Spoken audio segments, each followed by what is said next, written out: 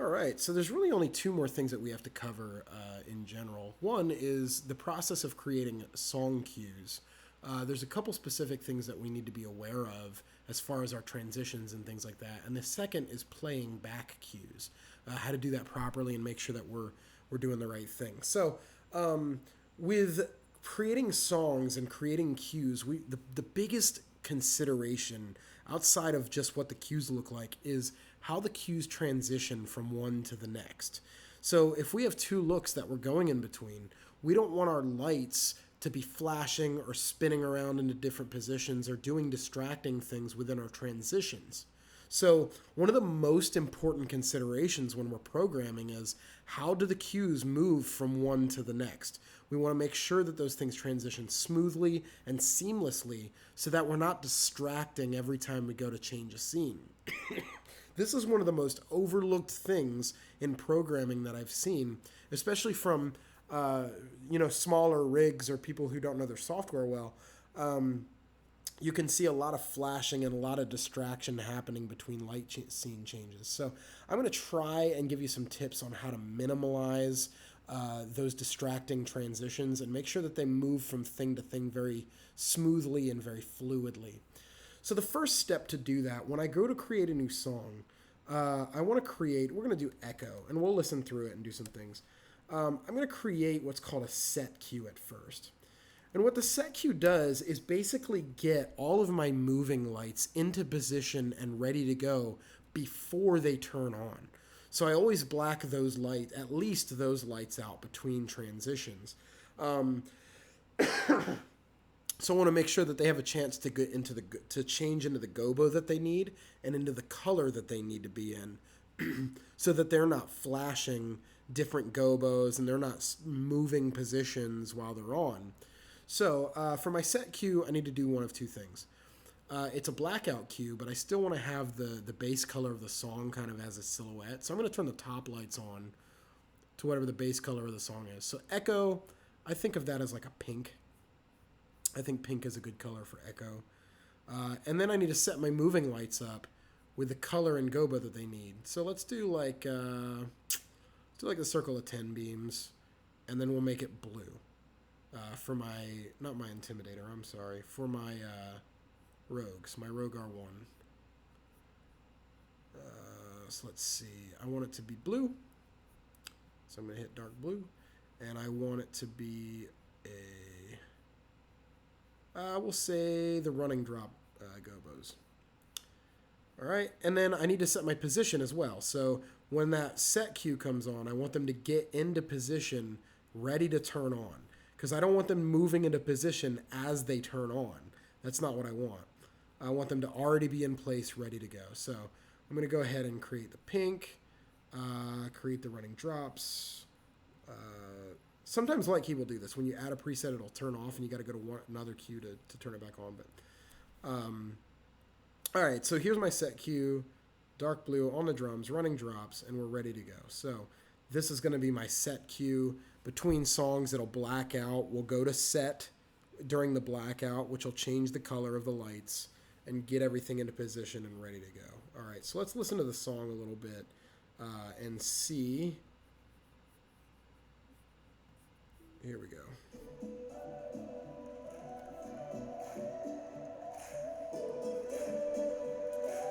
All right, so there's not a lot happening at the beginning of the song there. So I think we can keep it blacked out for that part. So we'll call this set/intro, because I want the intro of the song to be dark as well. So there's no need to change anything there with the way the song's going. So let's keep listening. All right, so this is where the verse comes in. So obviously I want to bring the stage lights up here. I'm going to take my set cue. I'm going to duplicate it. I'm going to call it verse 1. And then I'm just going to start adding the presets that I want for that cue. So let's turn the front lights on up to full stage. Let's go ahead and turn on my Rogue movers. So I'm going to come to dimmer, drag in 100%. Boom. So they turn on. My stage is on, my dimmers are on. That's pretty good. There's not a whole lot happening in the song yet, so I don't want to add all the lights in right now. I want to keep it kind of subtle. So all I'm going to do is turn the stage lights up and have the movers come up. Let's keep listening.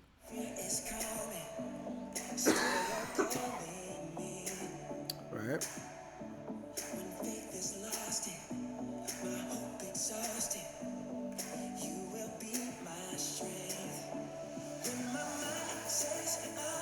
All right, right there it changes. Right there, the bass comes in, the drums start doing a little thing. So we want to match that with the lights and give a little extra. So what elements can we add in?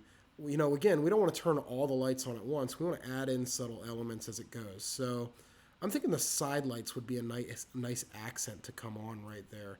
So let's say turn the side lights on at dark blue. Now, to do that, first I have to, let's see, make a new cue. Call it pre-chorus because that's the section it is. And let's just add in that element of side light. And I think that'll be really good. So I'm going to, there we go. Those will turn on. Just adding another element because the music is dynamically changing.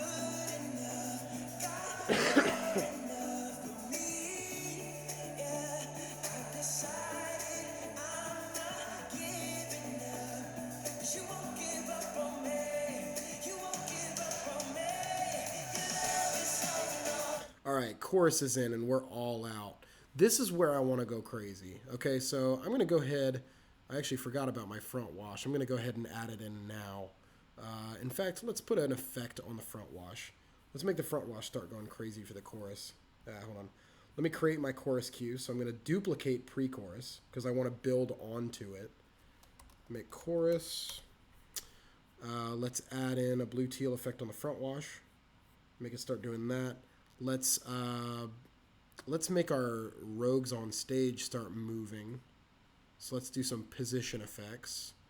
And we'll do the crazy circles thing I created earlier. Now, once I add crazy circles, right, I have to delete the previous position effect that I had. I don't want them on the drums anymore, so I'm going to delete that. And I'm going to replace it with crazy circles. Because now I want the lights to be moving around. And then I'm going to also add a dimmer effect. I'm going to add random flash. So again, I'm going to add random flash, and then I'm going to take out the dimmer preset that was on there. So now they're moving around like crazy. Let's add some top light effects to it. So I'll add a color effect on the top light. And then turn off pink because I want them to do their thing. Okay. I'm actually going to edit this color effect real quick. So I'm going to come up here, go to color. I'm going to make it a little more pink than it is right now. So let's add that. Let's make it more pink. Maybe some red in there. Yeah, that'll work. And then, no, not yellow. We'll just make another pink so there's more pink in it. Update. So now I got a chorus cue that's doing a bunch of crazy stuff. I've got my lights above moving. I've got that moving. I've got those doing color stuff.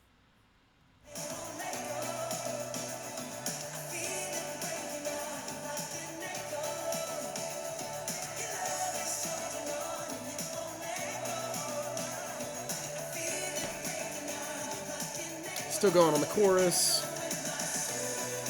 Don't really need to change anything there.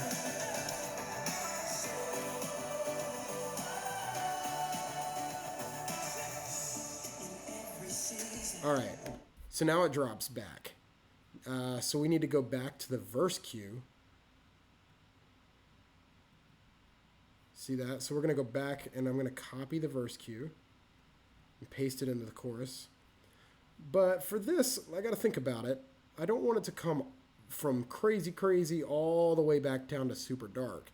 I want to keep some of the elements that are in there because we're in the song now. We're going. You know, the dynamic is still up. So I'm going to keep the front wash in, but I'm not going to make it move. I'm just going to kind of change it to like a dark blue maybe. And again, it's hard for me to know right now exactly what this is going to look like live, but as you get to know your room and your lights, you'll know what looks good, and you'll be able to do this from home a lot easier. So I'm also going to keep the side lights in because they were in. We'll keep those rocking. I'm just going to turn off all the effects and bring the lights back down to the drums. So now it's back to a static scene. You keep repeating promises to me. Now there's no stopping. All right, so it changed there. The drums came back in. So I need to add something that moves, I feel like. I need to add another element that's more like that. But I don't want it to be as big as the chorus, right? So I think what I'm going to do there, because there's movement in those drums, is I'm going to bring back in my top light effect. Top lights, effects. Is that color effect? Boom. Add that in and then delete the pink. And that should do it. There we go. So now we got some movement.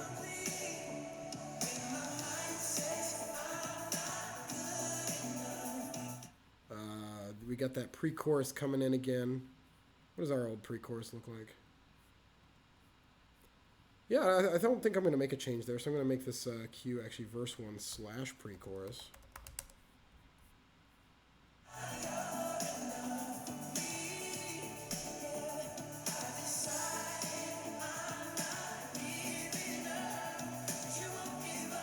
I know the chorus is coming up, so I'm just going to paste it in.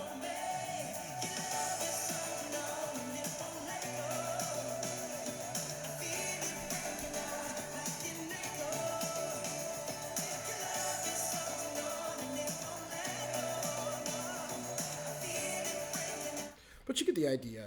So basically, you want your cues to reflect what's happening in the music. And as you go through, you want to make sure that you're adding lights dynamically as the music is. So it kind of takes a keen understanding of what that light is going to feel like, right?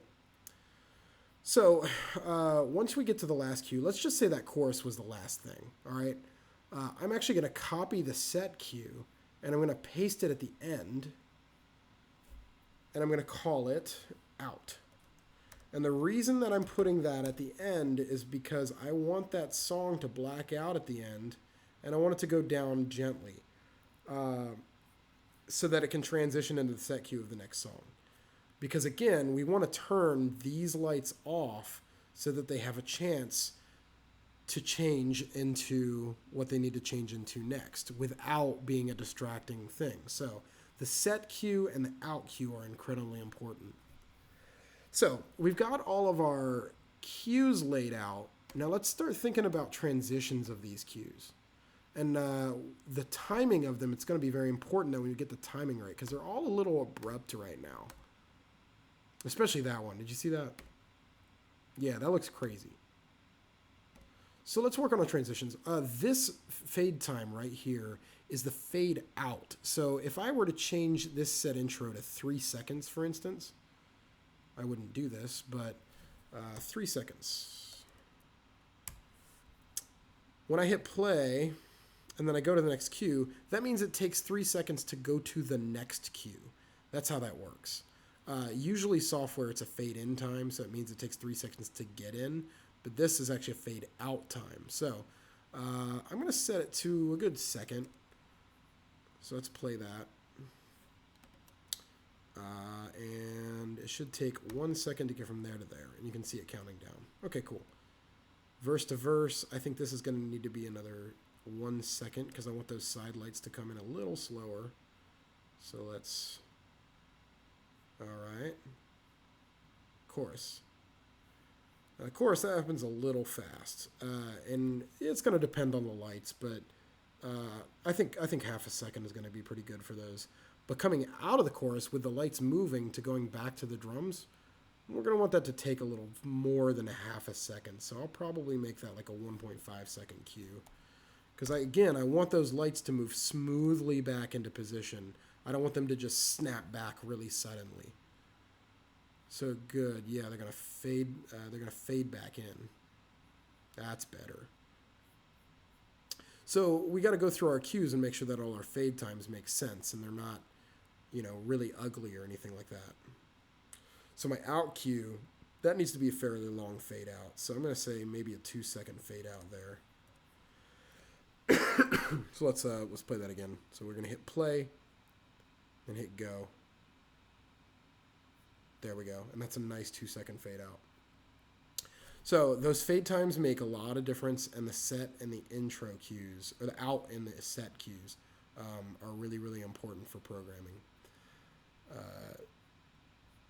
And that's all for programming songs. Just kind of go through and see what elements make sense to add, and how you can change the look to be consistent, but also to work with the dynamic of the song. As far as playing back, this is kind of the last step. When you're playing back your set, let's go to our Sunday morning service. We're going to go to our pre-service cue, and we're going to hit play. Play makes it so that the fade times are active. If we don't hit play and we just start hitting go, it snaps from cue to cue. It doesn't fade from cue to cue. And so we want to make sure that when we go to pre-service, we double-click it, and then we hit play. And then we can start hitting our go button, and it'll start fading through our transition times. And that's about it. Make sure you're playing with this stuff. Don't be afraid to hit buttons to see what they do. That's my policy. But if you have any questions, let me know. I'll always be here to help out. But just make sure you play around with this stuff. Get familiar with it. Put the work in to figure out what things do. If you don't know how to do something, play around with it and figure it out. It's really not a hard software, but there are some quirks here and there that you got to figure out, and the best way to do that is just to get in there and start doing it. So again, if you need anything, I'll be here. I can always tweak this file, or I can log into the computer remotely to help you guys out. But that's pretty much all the basics that you need to know to get started making some really, really good light shows. So good luck, and I hope you enjoy messing around with it.